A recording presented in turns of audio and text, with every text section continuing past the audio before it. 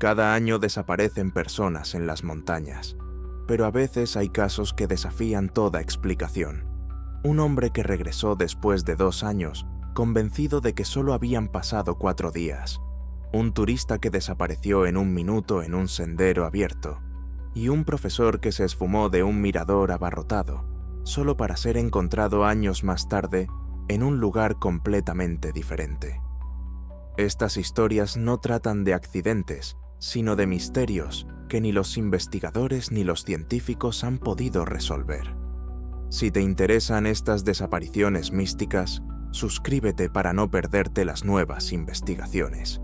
Ahora, echemos un vistazo a 3 de los casos más inexplicables que te pondrán la piel de gallina.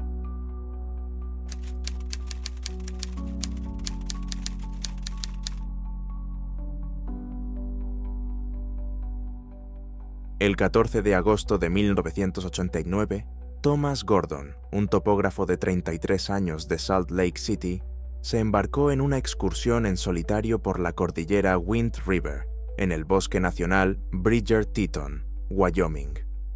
Thomas era un excursionista experimentado con 10 años de experiencia en las montañas rocosas.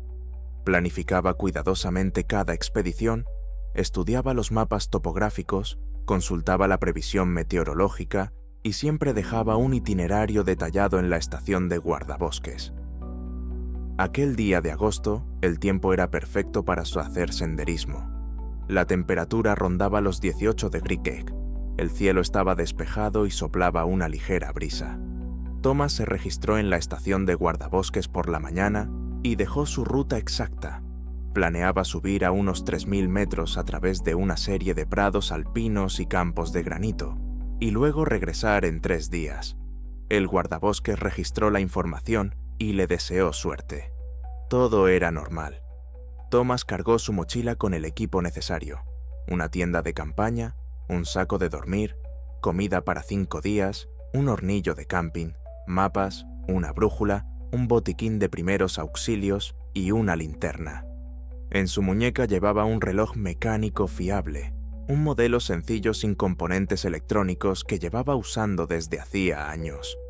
Partió hacia su ruta alrededor de las 9 de la mañana. Pasaron 3 días.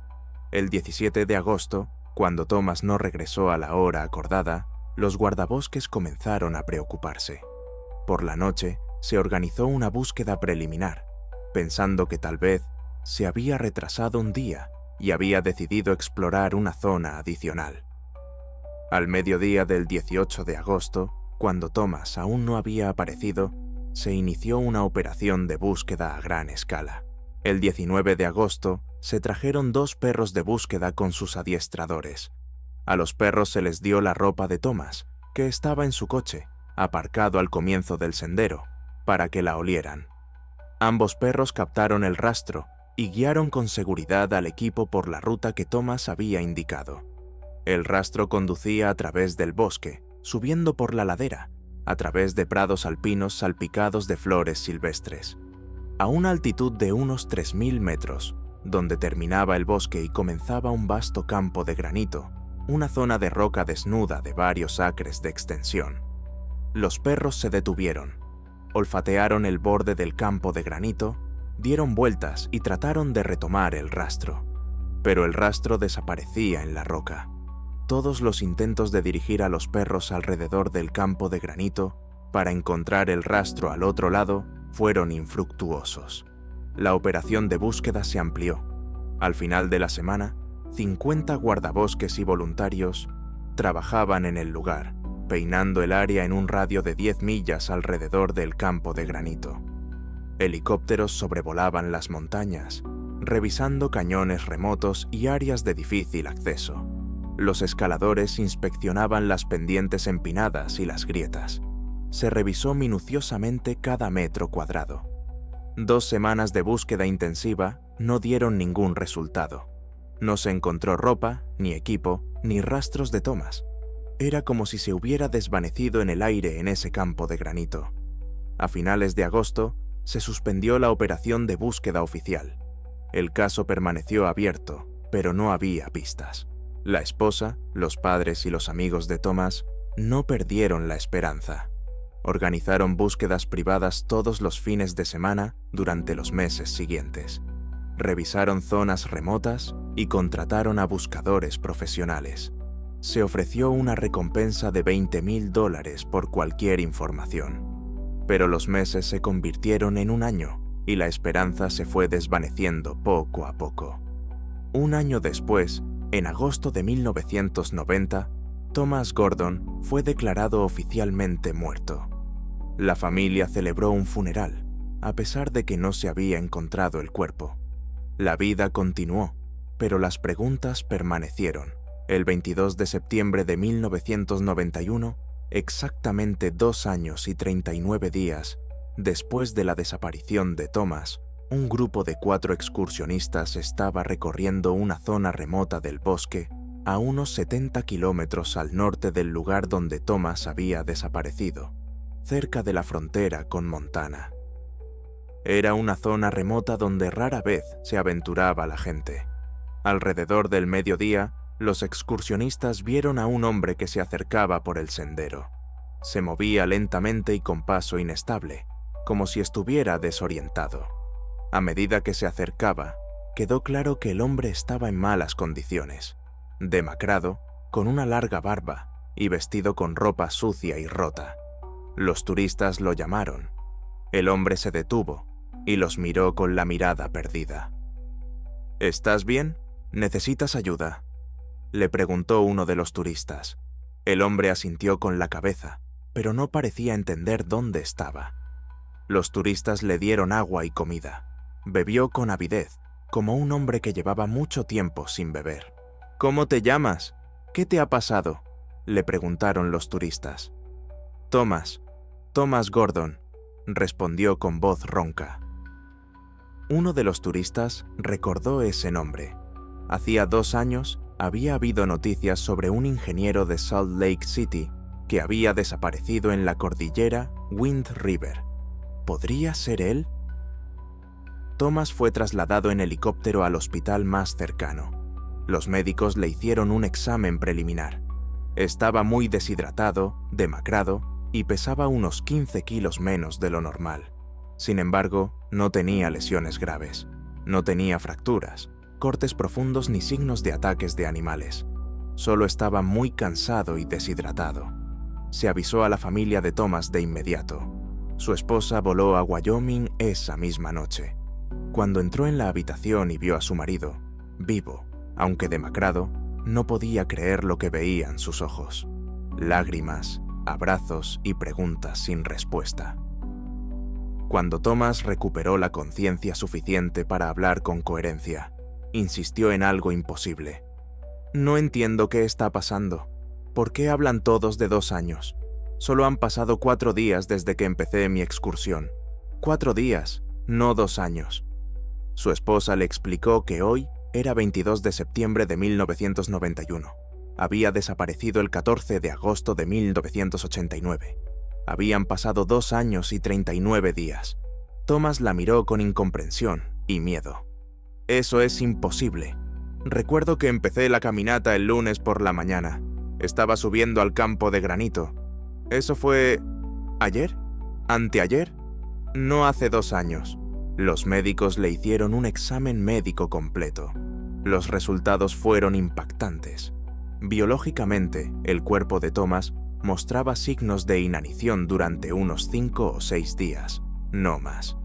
Pérdida de peso, deshidratación, atrofia muscular. Todo era coherente con una persona que había pasado aproximadamente 1 semana sin comida ni agua suficientes. Pero no 2 años. Su barba había crecido durante aproximadamente 1 mes, quizá un poco más. No 2 años. Tenía el pelo más largo, pero de nuevo le había crecido durante aproximadamente 1 mes. No 2 años. Las uñas de las manos y los pies también mostraban un crecimiento de aproximadamente 1 mes. La ropa de Thomas estaba gastada, rota y sucia, pero no tanto como cabría esperar después de 2 años en la naturaleza. Sus botas de montaña estaban en sorprendentemente buen estado. Las suelas estaban moderadamente desgastadas y las costuras intactas. Las botas usadas durante 2 años en terreno montañoso habrían tenido un aspecto completamente diferente. El detalle más extraño era el reloj que llevaba en la muñeca. El reloj mecánico que Thomas había usado durante años se había detenido. Las manecillas estaban congeladas en las 12:47. La fecha en la esfera era el 14 de agosto de 1989, el día en que desapareció. El equipo de investigación interrogó a Thomas repetidamente. Su historia no cambió. Recordaba haber comenzado su caminata la mañana del 14 de agosto. Recordaba haber subido por el sendero, disfrutando de las vistas. Alrededor del mediodía, llegó a un campo de granito a una altitud de unos 370 metros. Me detuve para descansar y beber un poco de agua, dijo Thomas. Me senté en una gran roca plana y observé la zona. Todo era normal. Entonces sentí un extraño mareo. No era como el mal de altura. Estoy acostumbrado a las altitudes elevadas. Era otra cosa. El aire parecía vibrar. Oí un zumbido grave que parecía provenir de todas partes y de ninguna parte al mismo tiempo. Thomas continuó. Intenté levantarme, pero mis piernas no me obedecían. El mareo empeoró. Todo a mi alrededor comenzó a difuminarse, como si estuviera mirando a través del agua. Luego, la oscuridad. Perdí el conocimiento. Lo siguiente que recuerdo es despertarme en una especie de sendero. Era por la mañana. El sol acababa de salir. Estaba tumbado en el suelo, con mi mochila a mi lado. Me dolía la cabeza y tenía la boca seca. Pensé que me había caído y me había golpeado la cabeza, perdiendo el conocimiento durante la noche. Me levanté y miré a mi alrededor. La zona me resultaba desconocida. No reconocía el lugar. Empecé a caminar por el sendero con la esperanza de encontrar algún punto de referencia familiar. Caminé durante un día, 2, 3. Me quedé sin comida. Me quedé sin agua. Empecé a darme cuenta de que estaba realmente perdido. Entonces me encontré con esos turistas. Pensé que habían pasado 4, quizá 5 días, no 2 años. Los psicólogos realizaron una serie de pruebas: detector de mentiras, evaluaciones cognitivas, comprobaciones de trastornos mentales. Los resultados fueron precisos. Thomas no mentía. Creía sinceramente lo que decía. No había signos de engaño, esquizofrenia o trastornos disociativos. Su recuerdo de los acontecimientos anteriores a su desaparición era claro, detallado y coherente. Se consultó a expertos en amnesia. Quizás Thomas había sufrido una lesión grave en la cabeza que le provocó amnesia retrógrada, es decir, la pérdida de memoria de los acontecimientos ocurridos después de un momento determinado. Podría haber sobrevivido 2 años en la naturaleza, sufrir una lesión, borrar su memoria y crear un falso recuerdo de que solo habían pasado unos días. Pero esta teoría no explicaba los datos biológicos. El cuerpo de Thomas no mostraba signos de haber sobrevivido 2 años en la naturaleza. No explicaba los relojes parados. No explicaba el estado de su ropa y sus zapatos. Otra versión era que Thomas había estado en algún lugar civilizado todo este tiempo, posiblemente sufriendo de amnesia, y que luego regresó a las montañas poco antes de ser encontrado. Los investigadores verificaron esta versión. Las cuentas bancarias de Thomas no mostraban actividad durante 2 años. Sus tarjetas de crédito no se habían utilizado. Nadie lo vio en ninguna ciudad, en ninguna gasolinera, ni en ninguna tienda. Si estuvo en algún lugar civilizado durante 2 años, ¿cómo sobrevivió sin dinero ni documentos? Se consultó a físicos y meteorólogos sobre las vibraciones del aire y los ruidos sordos que Thomas describió. ¿Podría haber sido algún tipo de fenómeno natural, como un terremoto o una anomalía atmosférica? Los registros de la estación sísmica del 14 de agosto de 1989 no mostraban ninguna actividad en la región de Wind River Range. Los datos meteorológicos también eran normales. No se registraron fenómenos anormales. Los guardabosques regresaron al campo de granito donde los perros de búsqueda habían perdido el rastro de Thomas 2 años antes. Realizaron un estudio detallado de la zona. Comprobaron sus brújulas, pensando que quizá una anomalía magnética hubiera causado la desorientación. Las brújulas funcionaban con normalidad. No se encontraron anomalías. La historia de Thomas Gordon se convirtió en una sensación mediática. Periodistas de todo el país acudieron a entrevistarlo. Los titulares gritaban sobre portales temporales, fenómenos paranormales y el misterio de Wyoming. Thomas evitó la mayoría de las entrevistas. Quería volver a su vida cotidiana, pero era imposible. Unos meses más tarde, cuando el revuelo se había calmado un poco, Thomas regresó a Salt Lake City. Intentó reconstruir su vida.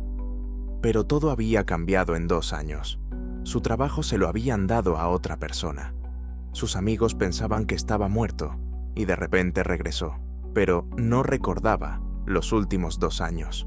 Algunos lo miraban con recelo, otros con curiosidad y otros con miedo. Thomas y su esposa finalmente se divorciaron. Ella lo amaba, pero no podía soportar lo extraño de la situación, las constantes preguntas, el hecho de que su marido hubiera perdido 2 años de su vida y no pudiera explicar cómo.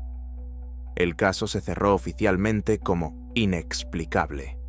El equipo de investigación escribió en su informe: Thomas Gordon fue encontrado vivo el 22 de septiembre de 1991, 2 años y 39 días después de su desaparición. Las pruebas médicas y físicas no se corresponden con el periodo de su ausencia. No hay explicación. El caso se cierra sin resolución. Thomas pasó el resto de su vida tratando de comprender lo que le había sucedido. Llevaba un diario en el que anotaba cada detalle de sus recuerdos de aquel día en el campo de granito. Intentó encontrar una explicación científica. Leyó libros sobre física, mecánica cuántica y relatividad. Quizás en alguna de esas ecuaciones se encontraba la respuesta. Años más tarde, en una entrevista con una pequeña revista científica, Thomas dijo: «No sé qué pasó en ese campo de granito. No sé dónde estuve durante 2 años. Lo único que sé es que para mí pasaron 4 días. Nada más. Mi cuerpo, mi reloj, mi memoria, todo dice 4 días. Pero el calendario dice 2 años. ¿Dónde está la verdad? Pasé 20 años tratando de encontrar la respuesta. No hay ninguna». Thomas Gordon murió en 2011 por causas naturales. La historia de sus 2 años perdidos sigue siendo una de las más misteriosas e inexplicables en los anales de las desapariciones en los parques nacionales. Los científicos que estudiaron el caso no encontraron ninguna explicación racional. Los escépticos afirmaron que Thomas mentía o padecía una enfermedad mental, aunque todas las pruebas demostraron lo contrario. Los creyentes hablaron de un milagro o de una intervención sobrenatural. El campo de granito a una altitud de 3.400 metros en la cordillera Wind River sigue siendo un lugar normal. Los turistas pasan por allí con regularidad. Nadie más ha informado de extrañas vibraciones o zumbidos. Nadie más ha desaparecido de una manera tan inexplicable. Pero algunos turistas que conocen la historia evitan el lugar, prefiriendo no correr ningún riesgo. ¿Qué le sucedió a Thomas Gordon el 14 de agosto de 1989 a las 12:47 p.m.? ¿Dónde estuvo durante 2 años? ¿O fueron 4 días, como él afirmaba? La naturaleza no da respuestas. Es posible que algunos misterios nunca se revelen. Hay lugares en las interminables montañas de Wyoming donde el tiempo fluye de manera diferente, o donde el tiempo no existe en absoluto. Nunca lo sabremos con certeza.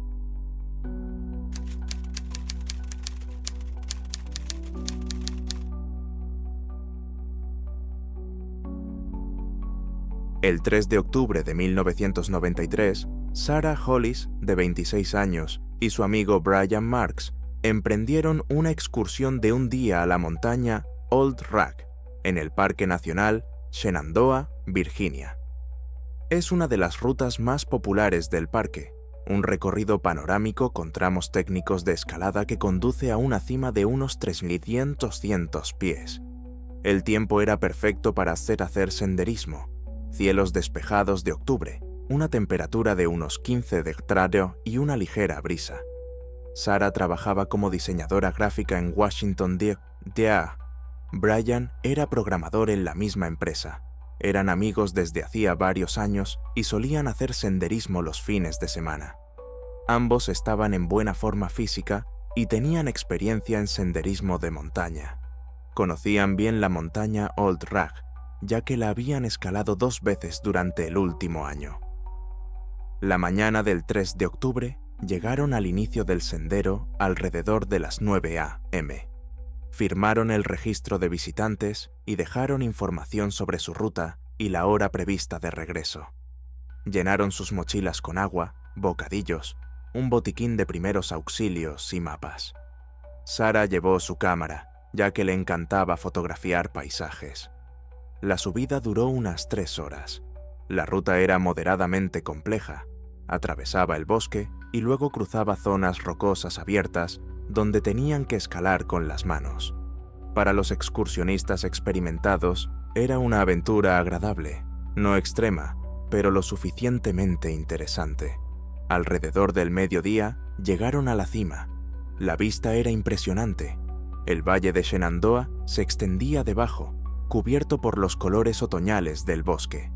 Sarah tomó varias fotos. Se sentaron en la cima durante unos 20 minutos, disfrutando de las vistas, comiendo y descansando. Alrededor de las 12:30, comenzaron el descenso.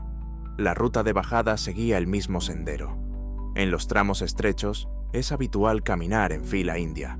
Brian, como escalador más experimentado, iba adelante, con Sarah siguiéndole a unos 20 metros, la distancia de seguridad estándar. Periódicamente se llamaban entre sí para comprobar que todo iba bien. A eso de la 1:15 p.m., 45 minutos después de comenzar el descenso, pasaron por un tramo abierto del sendero. Era una cresta rocosa con vistas al valle. El sendero era relativamente ancho, de unos 90 centímetros, y no presentaba dificultades técnicas.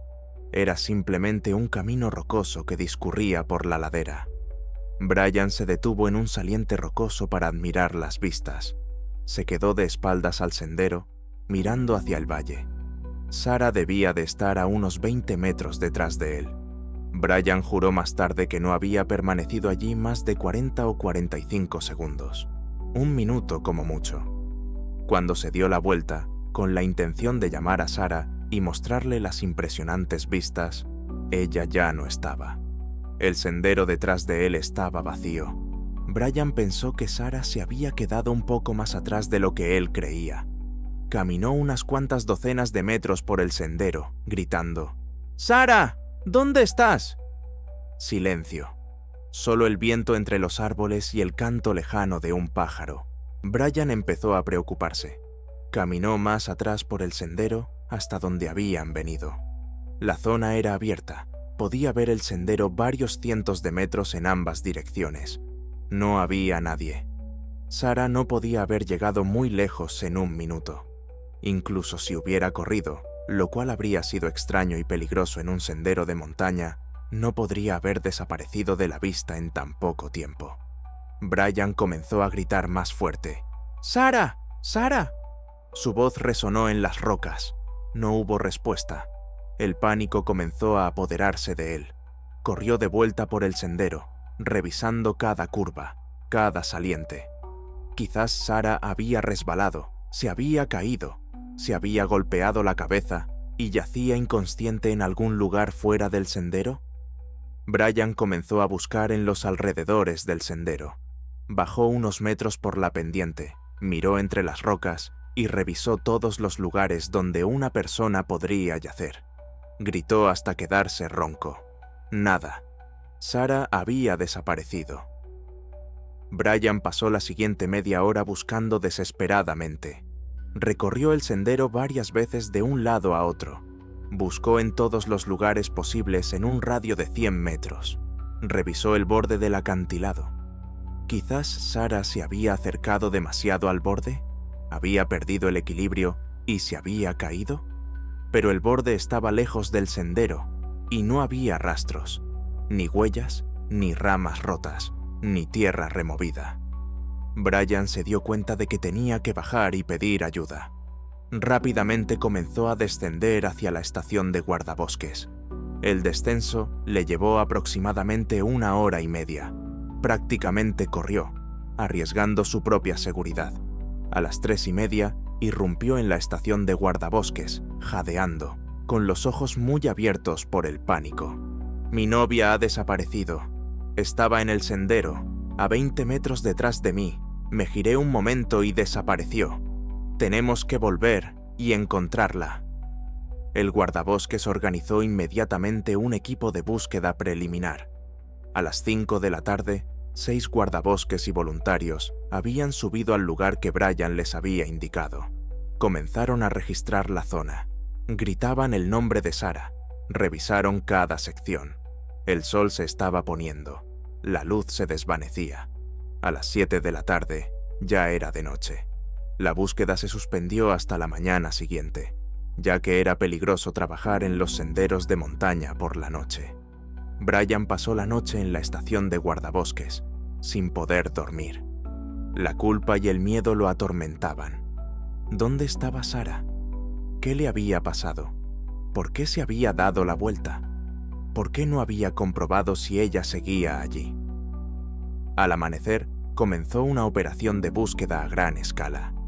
Más de 300 voluntarios, guardabosques de varios parques, policías, voluntarios de los servicios locales de búsqueda y rescate, y amigos y colegas de Sarah de Washington, llegaron al parque. La zona se dividió en sectores. Cada sector se peinó minuciosamente. Un helicóptero sobrevoló la zona en busca de cualquier indicio. Ropa brillante, una mochila, una persona. Los escaladores descendieron por todos los acantilados accesibles, revisando grietas y salientes. Los buzos registraron los arroyos y las pequeñas pozas del valle, por si acaso Sarah se había caído y había sido arrastrada por el agua. Al segundo día, se trajeron 6 perros de búsqueda y sus adiestradores. A los perros se les dio ropa de Sarah que estaba en su coche, en el aparcamiento, para que la olieran. Los 6 perros detectaron su olor en el lugar donde Brian la había visto por última vez. El rastro seguía el camino, en dirección al descenso, durante unos 200 metros. Luego, el rastro giraba bruscamente a la izquierda, alejándose del camino, hacia el borde del acantilado.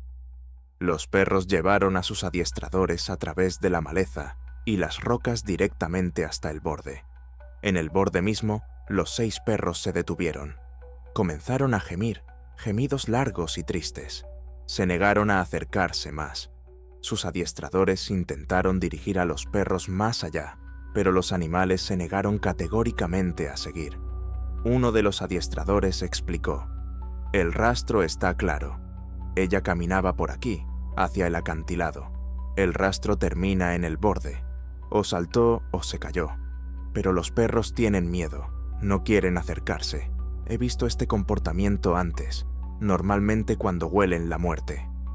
Los escaladores de rescate descendieron por el acantilado. La altura era de unos 45 metros. No era una pared escarpada, sino una pendiente pronunciada con salientes y rocas. Si Sarah se había caído, debería estar tirada en algún lugar más abajo. El equipo registró metódicamente toda la pendiente. Revisaron cada saliente, cada grieta, cada lugar donde un cuerpo pudiera quedar atrapado. No encontraron nada. Ni a nadie, ni ropa, ni mochila, ni cámara. Nada. Abajo, en el cañón al pie del acantilado, otro equipo registró la zona. Revisaron entre las rocas, debajo de los árboles caídos, en las zonas cubiertas de maleza. Caminaron a lo largo del arroyo, revisando el agua y las orillas. 4 días de búsqueda intensiva no dieron ningún resultado. El equipo de investigación interrogó a Brian repetidamente.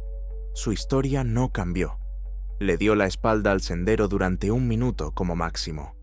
Cuando se dio la vuelta, Sarah había desaparecido. No oyó ningún grito, ningún ruido de caída ni nada inusual. Solo silencio. El detector de mentiras demostró que Brian decía la verdad. La evaluación psicológica no reveló ningún signo de engaño o trastorno mental. Realmente no entendía lo que le había pasado a Sarah. Su dolor era auténtico. La teoría del accidente era la más probable. Los expertos especularon que Sarah se había alejado del sendero hasta el borde del acantilado por alguna razón. Tal vez vio algo interesante y quiso tomar una foto de la vista. Se acercó demasiado al borde. El suelo bajo sus pies cedió y cayó. Pero eso no explicaba por qué no se había encontrado su cuerpo. El acantilado había sido registrado minuciosamente. Si se había perdido, debería haber sido encontrada. Otra versión era que Sarah se había marchado voluntariamente. Quizás sufría una depresión que nadie conocía. Tal vez decidió acabar con su vida, saltando por el acantilado, y su cuerpo fue arrastrado de alguna manera. Pero los seres queridos de Sarah rechazaron esta versión. Era una persona feliz, amaba la vida y no tenía problemas que pudieran llevarla al suicidio. Y, de nuevo, ¿dónde estaba el cuerpo? También se investigó una teoría criminal. Quizás alguien estaba en el sendero, atacó a Sarah y se llevó su cuerpo. Pero todos los demás turistas que se registraron en el parque ese día fueron entrevistados y controlados. Nadie estaba en la zona en el momento crítico. ¿Y cómo podría alguien haber sacado a una mujer adulta de un sendero de montaña en un minuto, sin que Brian, que estaba a solo 20 metros de distancia, se diera cuenta? Después de 2 semanas, se suspendió la operación de búsqueda oficial. La familia de Sarah organizó una búsqueda privada que duró meses. Contrataron a buscadores profesionales, perros e incluso psíquicos. Se ofreció una recompensa de $50,000. Nada. Sarah Hollis nunca fue encontrada. El caso sigue abierto como una desaparición inexplicable. Brian nunca se recuperó de ese día. Dejó su trabajo y se mudó de Washington. Durante años le atormentaron las pesadillas. Veía a Sarah caminando detrás de él por el sendero y de repente desaparecía. Se despertaba empapado en sudor frío, gritando su nombre. En una entrevista varios años después, Brian dijo: «Pasé miles de horas tratando de averiguar qué había pasado. Me giré menos de 1 minuto. El sendero estaba despejado y la visibilidad era buena. Es físicamente imposible alejarse mucho en tan poco tiempo. Busqué en todos los lugares posibles. Ella simplemente desapareció, como si se hubiera desvanecido en el aire». También surgieron teorías paranormales. Algunos hablaron de anomalías temporales, portales y secuestros. Los escépticos descartan estas ideas como fantasías, pero para la familia de Sarah, la explicación no importa. Solo quieren saber qué le pasó. Quieren encontrarla, darle un entierro digno y encontrar la paz. Han pasado 32 años desde aquel día de octubre. Sarah tendría ahora 58 años. Podría tener una familia, hijos y una carrera profesional. En cambio, se convirtió en otra estadística, otro nombre en una larga lista de personas que desaparecieron en la naturaleza estadounidense sin dejar rastro, sin explicación, sin respuestas.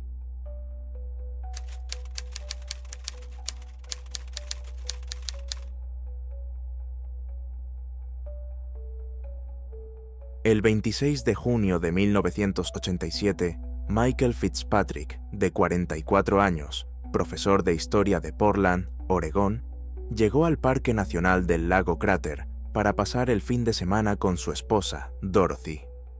Era su ritual anual pasar unos días cada verano en el parque, admirando el lago más profundo de Estados Unidos. Michael llevaba 20 años enseñando historia americana en el instituto, y era un hombre tranquilo y metódico que amaba la naturaleza y la fotografía. La pareja se alojó en el Camping Mazama, a unos 2.000 metros de altitud.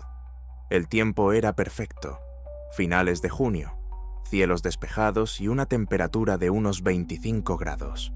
El sábado por la mañana, decidieron recorrer la carretera Rim Drive. Esta carretera panorámica rodea el lago a unos 2000 metros de altitud y ofrece unas vistas impresionantes del cráter y de las aguas de un azul intenso. Alrededor de las 11 de la mañana, la pareja aparcó en Watchman Overlook, uno de los miradores más populares del parque. Había otros turistas en el mirador, familias con niños, una pareja de ancianos. En total, 8 personas, sin contar a los Fitzpatrick. Michael salió primero del coche. «Voy a echar un vistazo a las vistas y a hacer un par de fotos», le dijo a su esposa. Dorothy se quedó en el coche, sacando la cámara de la bolsa que había en el asiento trasero. Michael se acercó a la barandilla, a unos 10 metros del aparcamiento. Dorothy explicó más tarde. «Estaba buscando la cámara en la bolsa. Había muchas cosas allí, bocadillos, botellas de agua, mapas. Me llevó unos 2 minutos encontrarla, no más. Cuando salí del coche con la cámara, esperaba ver a Michael en la barandilla, pero no estaba allí». Se acercó a la barandilla. Debajo de ella había un enorme precipicio, de unos 300 metros hasta la superficie del lago. El agua azul profundo brillaba abajo. «¡Michael!», gritó. Solo un eco rebotó en los acantilados de piedra caliza. «Michael, ¿dónde estás?». Dorothy comenzó a mirar a su alrededor. Quizás había caminado al otro lado de la plataforma, a otro mirador. Caminó alrededor. Varios turistas la miraron con curiosidad. «Disculpen, ¿han visto a mi marido? Es alto, lleva una camisa azul y estaba aquí mismo, en la barandilla». Un hombre respondió. «Vi a un hombre que se acercó a la valla hace unos minutos. Me distraje con los niños solo un segundo. Cuando volví a mirar, ya no estaba. Pensé que había vuelto al coche». Dorothy corrió hacia su coche. Michael no estaba allí. El coche estaba vacío. Sus pertenencias, una mochila, una botella de agua, un sombrero, estaban en el asiento del copiloto. El pánico comenzó a apoderarse de ella. ¿Dónde estaba? Volvió a la barandilla y miró hacia el acantilado. Se le ocurrió una idea terrible. ¿Podría haberse caído? Pero la barandilla era resistente, de aproximadamente 1 metro de altura. Para caerse por ella, habría que trepar deliberadamente o dar un paso en falso. Michael era una persona cautelosa.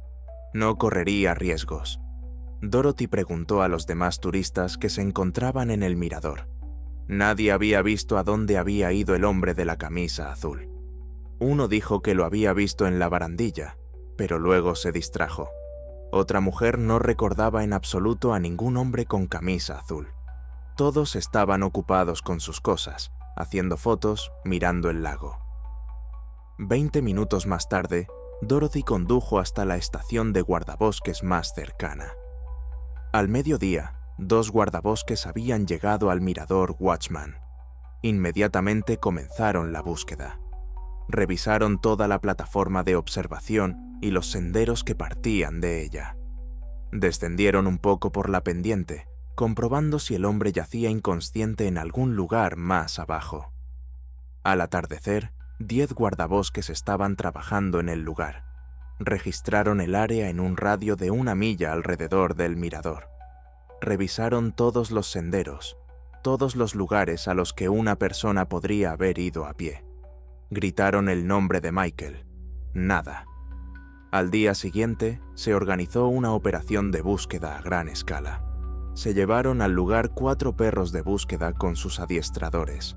A los perros se les dio la camisa de Michael, que estaba entre sus pertenencias en el coche, para que la olieran. Los 4 perros se acercaron al lugar de la valla donde se vio por última vez a Michael, y los 4 perros se negaron a trabajar. Olfatearon la valla, miraron hacia el acantilado y comenzaron a gemir. De repente, un pastor alemán comenzó a aullar largo y lastimosamente. Los demás se alejaron de la valla, con el rabo entre las patas. Todos los intentos de los adiestradores por dirigir a los perros por el sendero fueron infructuosos. Uno de los adiestradores explicó: «Claramente perciben algo en la valla, pero se niegan a continuar. Este comportamiento suele darse cuando huelen la muerte o algo que les asusta. Un equipo de escaladores descendió por el acantilado hasta el lago. Revisaron cada saliente y grieta donde pudiera quedar atrapado un cuerpo. Llegaron al agua y registraron la orilla. No encontraron nada. Los buzos registraron el fondo del lago en la zona situada justo debajo del mirador Watchman Overlook. El lago Crater tiene una profundidad de 1949 pies, la mayor de Estados Unidos. El agua es fría y clara. La visibilidad es buena hasta 100 pies. Los buzos revisaron el fondo en un radio de 500 pies del punto directamente debajo del mirador. No había ningún cuerpo. Helicópteros sobrevolaron el parque. Más de 400 voluntarios peinaron los bosques alrededor del lago. Se revisaron todos los senderos en un radio de 10 millas. Cada día, los equipos de búsqueda rastreaban nuevas zonas. 12 días de búsqueda intensiva no dieron ningún resultado. El equipo de investigación entrevistó a todos los turistas que se encontraban en el mirador esa mañana. Sus historias eran similares. Nadie vio a dónde fue Michael. Un testigo dijo que lo vio junto a la valla. Luego apartó la mirada solo un segundo y cuando volvió a mirar, el hombre había desaparecido. Dorothy fue interrogada repetidamente. ¿Quizás Michael tenía motivos para desaparecer? ¿Problemas en su matrimonio? ¿Dificultades económicas? ¿Depresión? Dorothy lo negó categóricamente. Su matrimonio era feliz, tenían estabilidad económica. Michael amaba su trabajo, a sus alumnos y su vida. No tenía motivos para desaparecer ni para hacerse daño. La teoría del accidente parecía la más probable. Quizás Michael se había subido a la barandilla para hacer una foto mejor. Había perdido el equilibrio y se había caído. Pero los equipos de rescate registraron minuciosamente toda la ladera situada debajo del mirador. No encontraron ningún cuerpo.